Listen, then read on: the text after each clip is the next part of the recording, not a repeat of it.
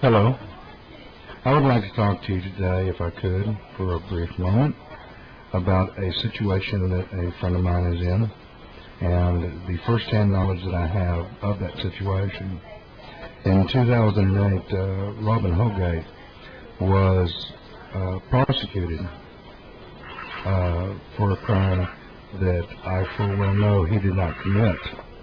And the reason that I know he did not commit the crimes that he that was alleged he did was because I had been in contact with Robin through the internet and through chat programs well over 10 years, as well as his ex-wife, who brought the allegations in the state of New Mexico, and had prior knowledge of the way they interacted together, and as a whole, how we had interacted as friends, and what they had asked me to do at one point in time, which I refused. During this time that when I was made aware of the situation that had transpired, I had been offline and not able to contact Robin for almost a year. When I found out about it, I spoke to him briefly, and he told me the full details of what was going on, and it was then that I knew that I had knowledge of what was transpiring as far as from his ex-wife's side. I then told him what I knew and asked him if he thought it would help in any way, shape, or form. He talked to his lawyer, and his lawyer spoke to me on the phone and asked me to write up a statement and get it certified, which I made a statement. We got it certified. I sent it to his lawyer. They felt my testimony in this area was so great that they called me back and told me that they would like to fly me from Australia back to America, and they would subpoena me to do so. And because I was living with my wife, as I am now, in Australia, and going through the process of getting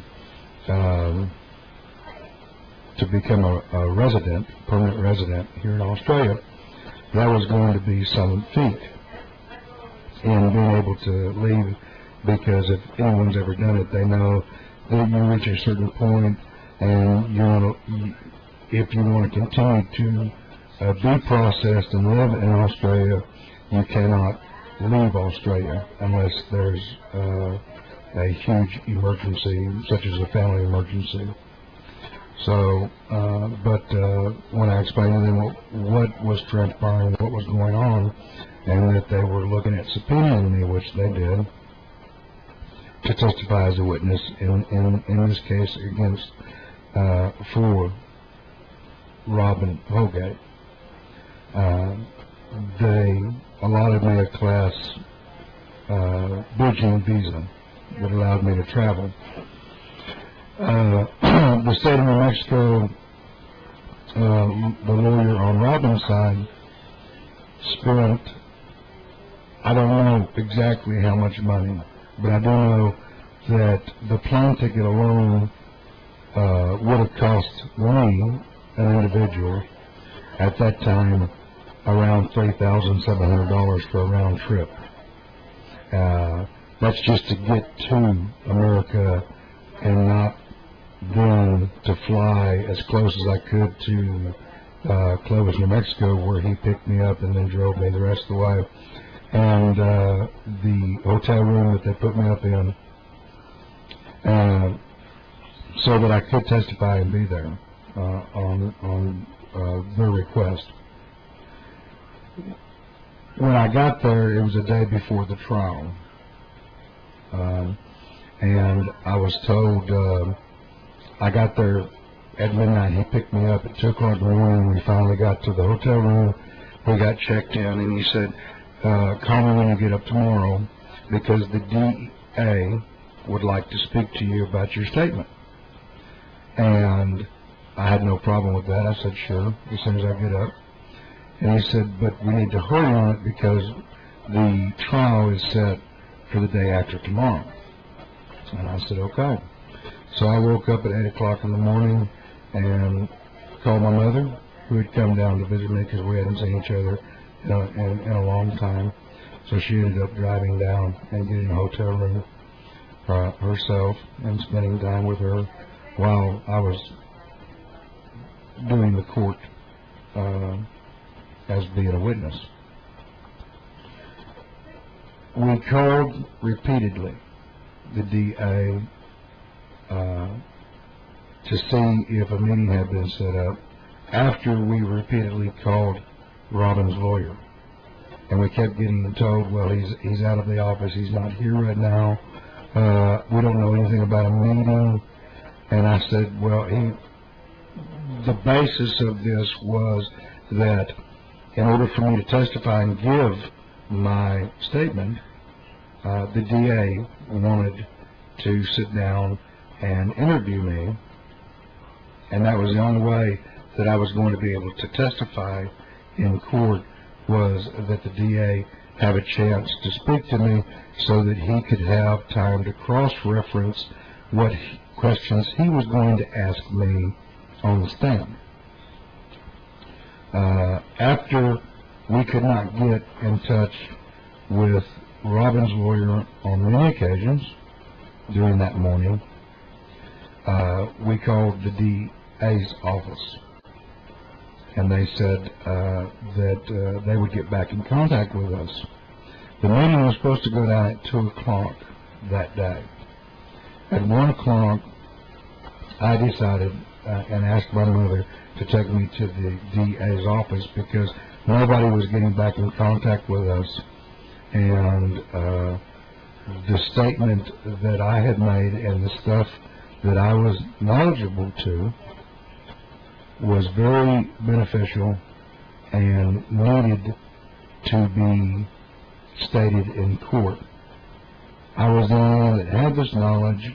I was the only one that had been in the situation to have seen what had transpired on these separate occasions.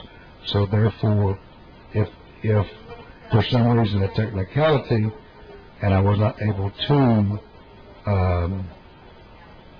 testify, then these things would not be known. So we went to the DA's office and sat in the foyer. I told the secretary behind the window who I was and what I was there for, explained to her in great detail. She said she was very aware, and the DA did want to speak to me. Sorry that they had not gotten back in contact, but please wait, he would be there.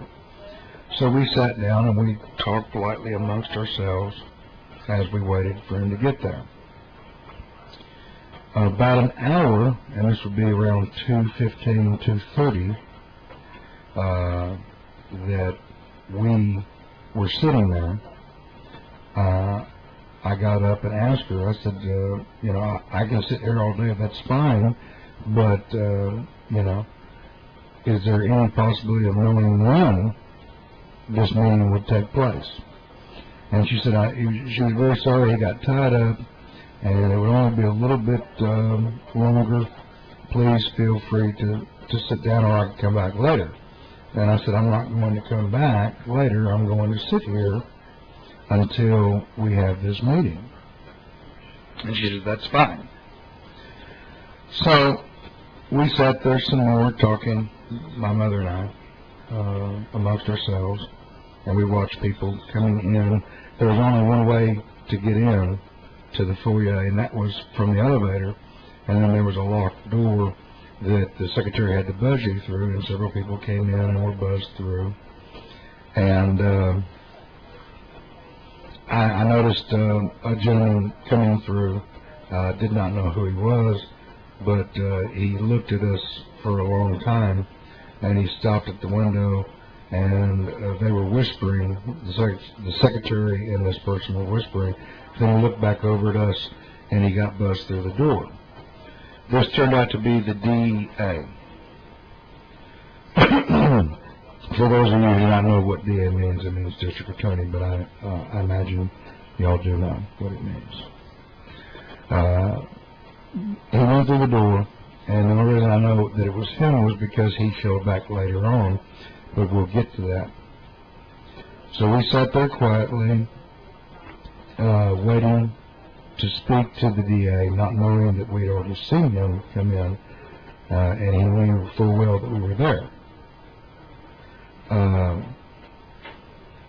Finally, I go up and ask the secretary again, is he going?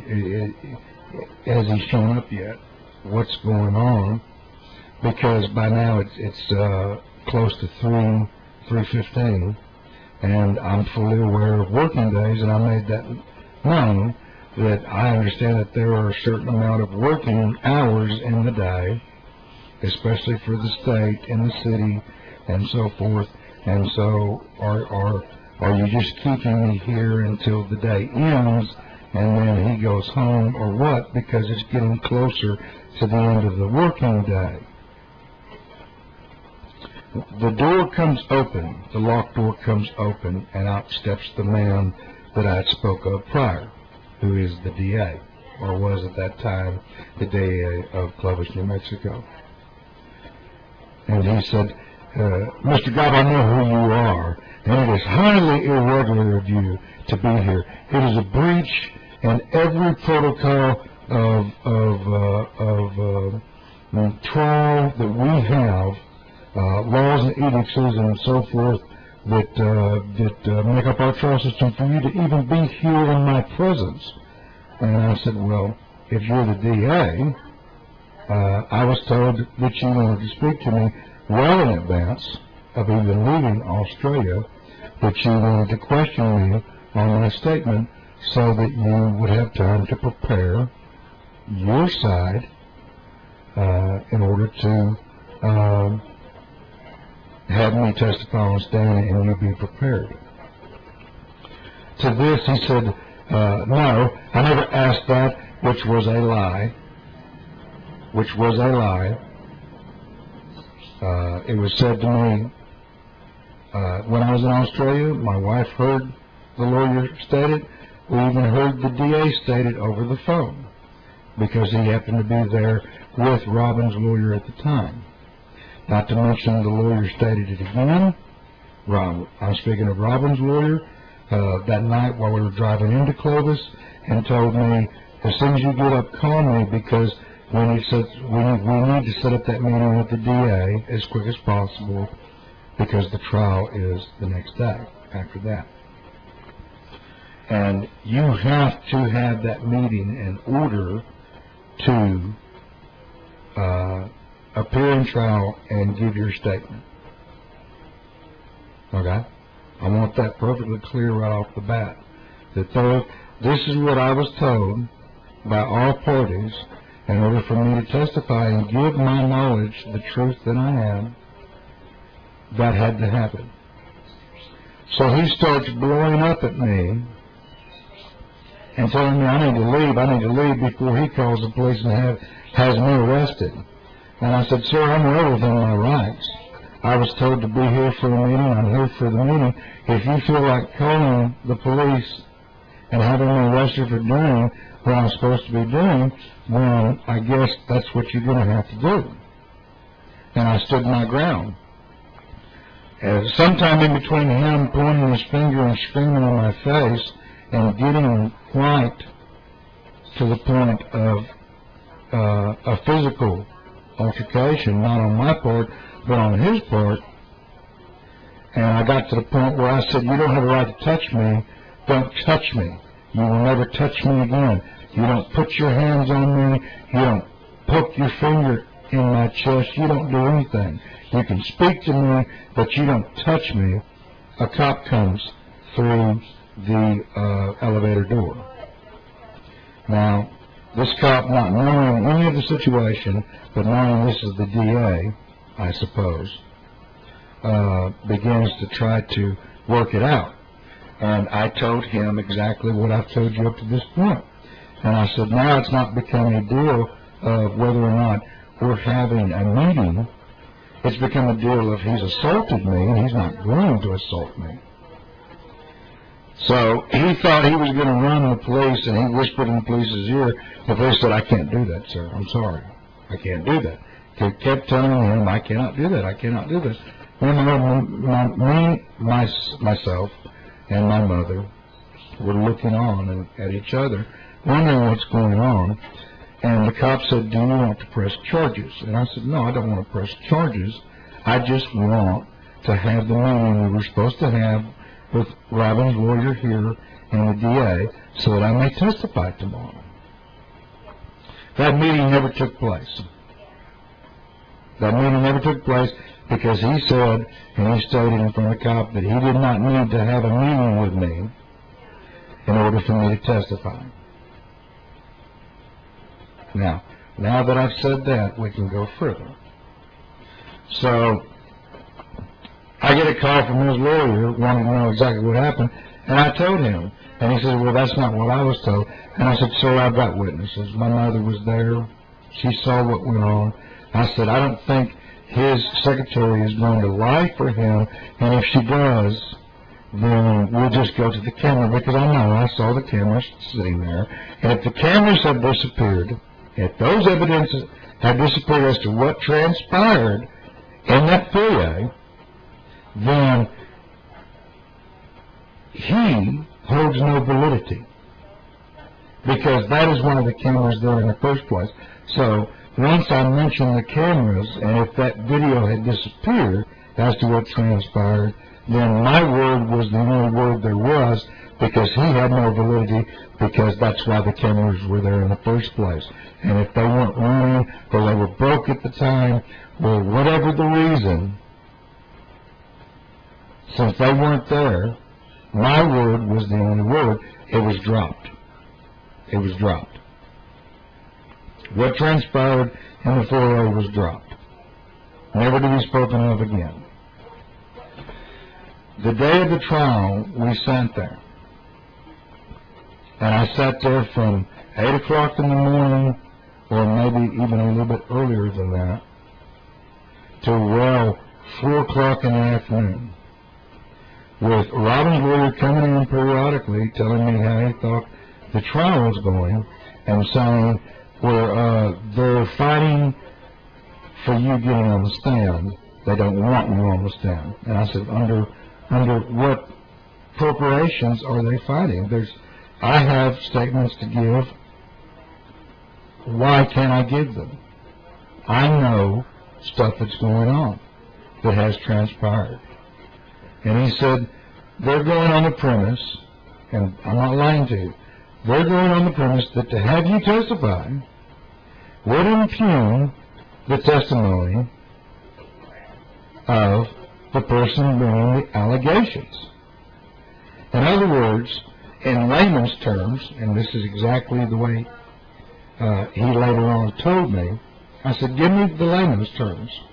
He says, basically, they're fighting for you not to testify, because if you testified, you would show without a shadow of a doubt that Angela Brimsley is a liar, that her testimony holds no weight, and that she lied about the whole thing.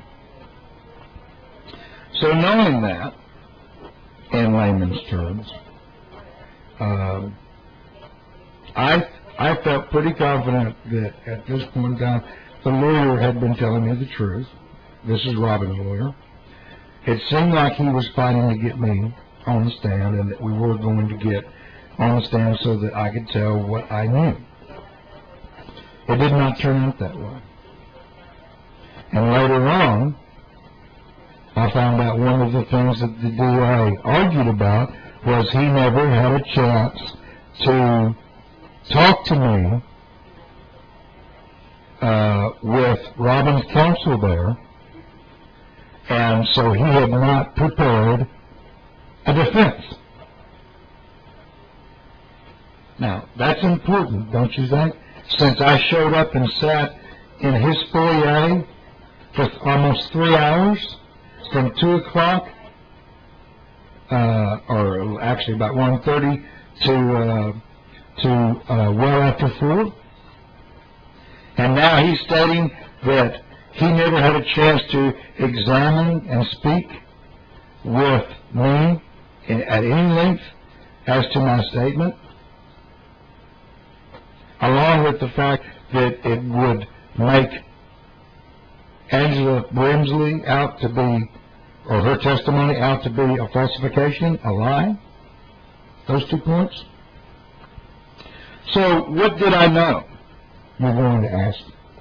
That must be a question you have. What did I know? Well, I knew for a fact, because I spoke with Angela Brimsley. She at one time spoke in great length about me falsifying documents, signing statements that said I had been witness to Robin touching her children, or one of her children, inappropriately, that I had been in conversations about it with her, which I refused to sign or even be a part of. That was Angela Brimsley and a man that I only know as Artie, who both tried to get me to do that. And at that point in time, I told him the same thing I told Robin's lawyer. The only thing I got in this world is my word and my reputation. Nobody can take that away from me or destroy it but myself.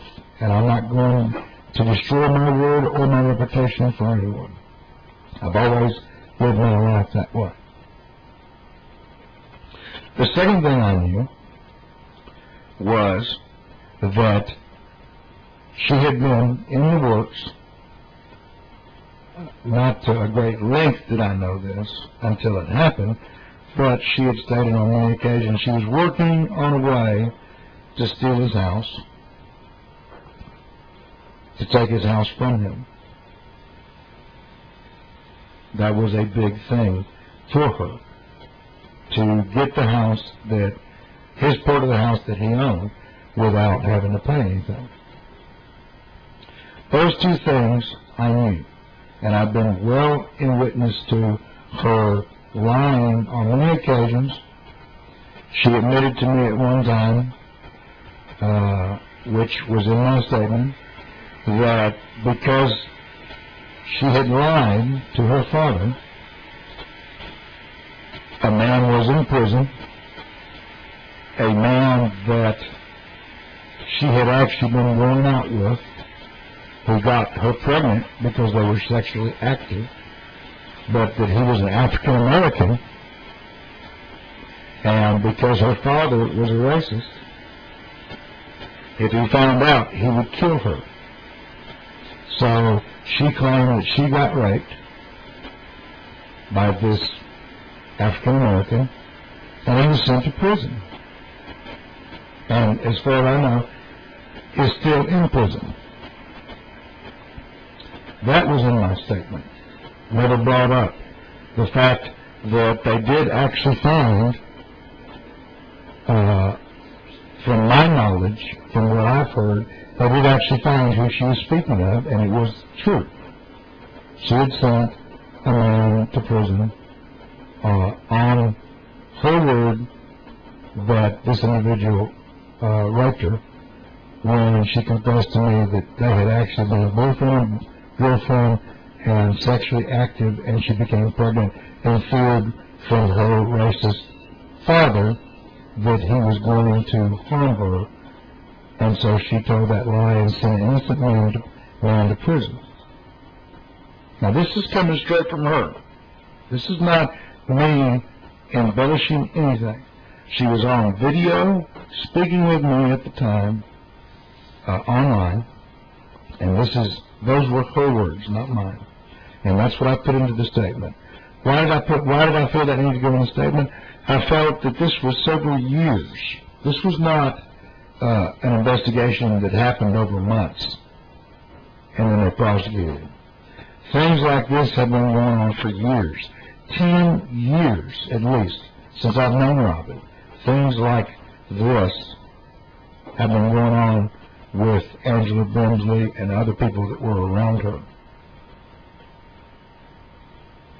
Not this exact deal that Robin has been prosecuted for, but other things. Messing with Robin, stalking Robin, trying to defame his name, his honor, constantly. Several key people have done it. That was my statement. What I was party to see from 2008 to the present, and what had transpired and why I knew these allegations were falsified against him. Tremendous. If you would have heard this in any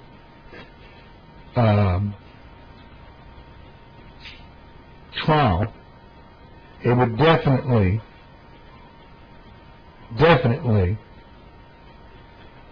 hold sway as to what the judge would know and what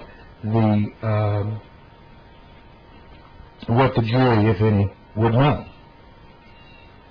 But I was refused to ever testify, nor was my statement ever entered into the court. So in other words, the DA was able to stop even my statement getting in, as well as getting on the stand to testify. Now, I am a man that prides himself, once again, on his word and honor. And nobody will ever take that from me. I've lived my life as justly as I can, as right as I can. I have a clean record. Plain and simple. I've never been in trouble with the law. I've always obeyed the laws and the edicts that are set forth for any country that I'm in, and have great respect for judicial process and the laws and edicts that guide us. But I do also understand that sometimes, for whatever reasons, the law fails. The law can fail and be misrepresented so that innocent people end up paying. And I believe that you know that as well. And so I'm asking to you to listen to all the available evidence and what's being told you. And if you can help in any way, shape, or form, or know somebody that would be willing to help to reopen this case, and for Robin to get a chance to clear his good name, that you would do so. Because as easily as Robin was convicted of a crime he never committed, anyone can be convicted that easy of a crime they never committed. Thank you.